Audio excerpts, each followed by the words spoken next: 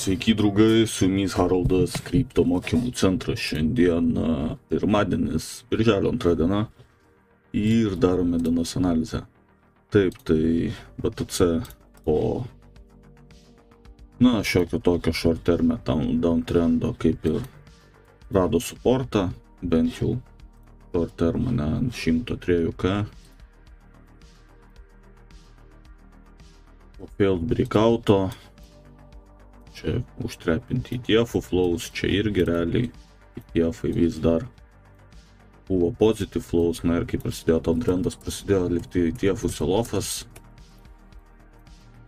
Tai dabar short terme turim šitą mano boksą, kurį aš šnekėjau, tai yra šitos žvakės range. Tai yra ta New Yorko sesijos žvakė, kuri realiai mūsų išbreakautino, išpušino į all time highs. Irgi žvakė gan su dideliu volumu, plati žvakė su dideliu range. Taipogi turime levelį UK5, jį taip pat pasižymėsiu. Tai sakyčiau, visa šita zona dabar mūsų yra kaip bull bear zona, lygiai taip pat, kur kaip ir turėjom 110K, lygiai taip pat kaip čia mes turėjom 104K. Tai ta pati lygi logika, kur šitoje vietoje mes negalėjom virš 100K laikytis, flušas, negalėjom sell-offas, belekas volatility ir buff galim. Ir kai galim, tai reiškia pušinam toliau. Lygiai taip pat ir čia 110K, čia nesugebam laikyti sell-offas, ir sell-offas. Ir breakinam lows ir subyram. Tai lygiai dabar ta pati logika kaip ir čia. Laikyčiau tuo leveliu turbūt 105K dabar.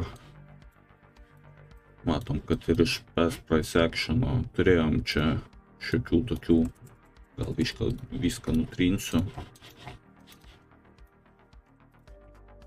105K, jo šitie highs. Iš past price action'o, turėjom čia porą touch'as, turėjom gan ilgą vyką, čia touch'as, čia porą, čia irgi per tą levelį taip pratreidino. Plus 105K psichologinis levelis, matom, čia laikė suportą, flipino, dabar jau rezistansas, bandymas prasimušti, nepaės. Tai ta pati logika, sugebėt prasimušti pro 105K, sugebėt užgaudyti čia kažkokį tai suportą ir tada galėtų būti ralis pabandymas iki šitų highs. Čia turim gan 3 aiškius liquidity levelius. 109K, 111K beveik ir tada all time high. Čia tuo atveju, jeigu sugebėsim rasti virš 105K suportą, manau, konsolidacija ant jo turėtų privesti prie ralio iki highs. Tai vėlgi, pirmas stepas, vėlgi tie, kurie žiūrėjot video mano apie conditional logiką marketą, tai yra pirmas stepas būtų šitas, prasimuš pro 105K ir rasti ant jo suportą, ir mes šito stepo mes nuspėti visiškai negalim, tai yra realiai pam. Tai jeigu taip atsitiks, tai tada labai padidėja tikimybė, kad bus bandymas ir ralis iki kažkurio iš šitų liquidity levelių. Tai šitą stepą mes jau galim nuspėti su gan neblogą tikimybę. Lygiai taip pat ir į apačią, jeigu vis dar bus feilinama prasimuš pro 105K, feilas, tai breakdownas pro lows, manau, turėtų užkonfirminti jau tada dropą į kitą levelį, tai yra į šitą zoną nuo 100 iki 100,7K. Manau, kažkur čia būtų tas antras levelis, kur rastume kažkokią tai suportą bent jau short terme. Tai vėlgi, šita dalis būtų pirmas stepas, kurio mes negalim nuspėti, ir tada breakdownas pro čia galėtume, manau, drąsiai teigti, kad jo judam žemiau, targetin šitą levelį, nuo čia neaišku, gali būti ir gan stiprus bouncas. Ir realiai reakcija nuo jo, stiprus bouncas nuo to levelio būtų gan bullish. Tai na, jeigu nuo jo marketas sugebėtų grįžti ir atgal vėl pradėti liesti 105k, tai būtų gan bullish. Parodytų, kad tikrai čia yra supporto, yra demando ir na, bulliai bando defendinti šitą levelį. Vėlgi, jeigu tiesiog nukrysim ir nebus kažkokios tai reakcijos, tai tada na, reikia žiūrėti, ar net nebus taip, kad šitas levelis fripins rezistansą. Na, tai na, panašiai kaip čia, 105k. Selofas į jį ir matom, kad nebuvo reakcijos nuo 105k. Tai yra tiesiog pramušė kiaurai ir flipino į rezistansą. Biški pasikonsolidavo, bet rimtos reakcijos nebuvo. Jeigu būtų buvęs selofas 105k ir stipri reakcija nuo jo, tai tada būtų dar vienas turbūt bandymas į all-time high. Taip, tai tiek short terme judesių. Na, šiandieną sakiau, kad pristatysiu naują strategiją, kurią ištestavau ir labai man jį patinka. Tai yra, na, turbūt viena geriausių trend following strategijų, kurią dabar šiai dienai turiu. Ant 4 valandų time frame. Na, kiek testavau, visi šitie raliai sužaisti perfectly. Tai yra, na, visus buvo iššokta. Tiek čia, tiek po to čia, na, čia nebuvo didelis profitas, bet tarkim, nuo čia, nuo lows iki čia, na, davė labai gerą profitą. Tiek šitas ralis man davė šiam ir šitas ralis, tai bear market, aišku, buvo losų, tai čia tą galit pažiūrėti ant kiekvienų metų kelių rezultatus. Na, 2021 metų ralis nebuvo labai geras, tai yra tik pirma ralio dalis realiai buvo gera, antra dalis tokia, na, nelabai. Bet ir dėl to, kad čia ta kaina taip kyla gan čiopi, tai ne taip smooth kaip tarkim čia, kur, na, gražiai išskrydo. Na ir taipogi 2.17, čia nėra čarto. Ar ne yra, kodėl nėra. Jo, taip pat ir 2.17 ralis buvo tikrai labai geras. Tai, na, tai padarysiu turbūt kitam video, nes šiandieną neturiu laiko skirti būtent tam. Tai tokią labai trumpą analizę pasidarysim ir tiek. Ir kitam video prasibėgsiu pro rezultatus, parodysiu visą strategiją, kaip executing trade'us, prasėsiu jo pro historical datos rezultatus, tai expected value, drawdownas, win rate'as, averager ir panašiai. Įmesiu turbūt į chat ir taisyklės. Na ir taip pat planuoju iškart pradėti tradinti šitą strategiją su neblogu size, tai kai bus entry signalas, na, tikrai žinosit. Tai, na, paskutinis ralis, galim greit, dar turiu šiek tiek laiko, porą minučių. Paskutinis entris buvo stoplosintas. Tai, na, pirmasis entris nuo lows buvo čia. Čia to žvakės, bet čia įstoplosino. Labai tight stoplosas, iš tikrųjų, ir logika tight stoploso tokia, kad jeigu bus stiprus trendas, na, jisai negrįž. Jo, čia per plauką, per centuką įstoplosino.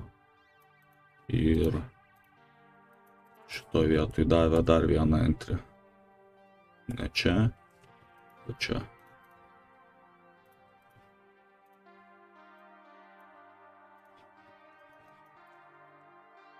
Ir jo tiesiog įskrydo. Ir exitas buvo tik tais va dabar. Exitas va čia. 8 dienų time frame šitą va žvakę.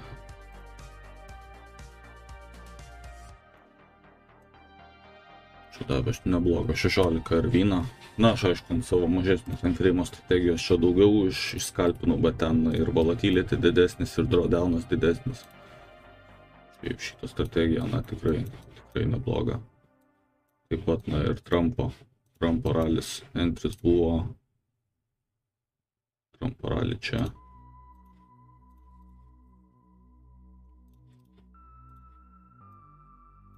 Čia ir kiek atsimenu, jis toplosins. Ai, ne. Jo, ir išskrydo tiesiog. Ir čia davė žiaurų vyną.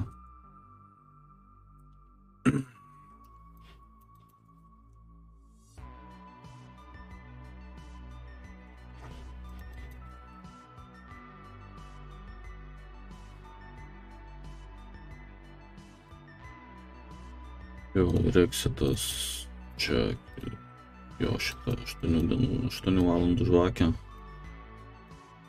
Na, irgi, kiam vienas servineris, belekas tikrai. Na, čia obviously, sideways range, turėjom 1, 2, net netiek daug ir losų, ne. Realiai 2 losai visam, ai ne 3 dar čia. Aš žiūriu pagal RSI, ne, tai man confirmationas į entry, į trade yra RSI virš 7 ir šitam range turėjom tik porą vietų, kur tai buvo. Tai na realiai. Belekas, labai gera strategija, žiauriai aukštas expected value, tai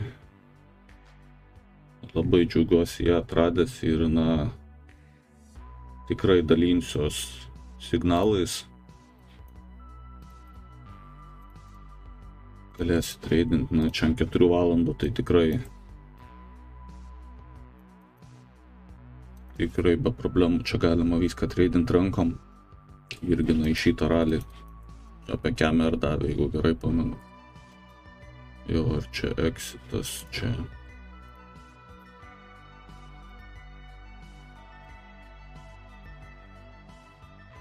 Oi, pala, ne, užgliučinau, ne. Turėjo būti, jo, reiškia tam range turėjo būti daugiau losų, nes žiūrėjau į RSI. Žiūrėjau į 8 valandų chartą, ne į 4. Tai jo, na, biški daugiau losų. Tai iššokom initially čia reiškia, tai čia buvo 1 losas, 2 losai, 3, 4.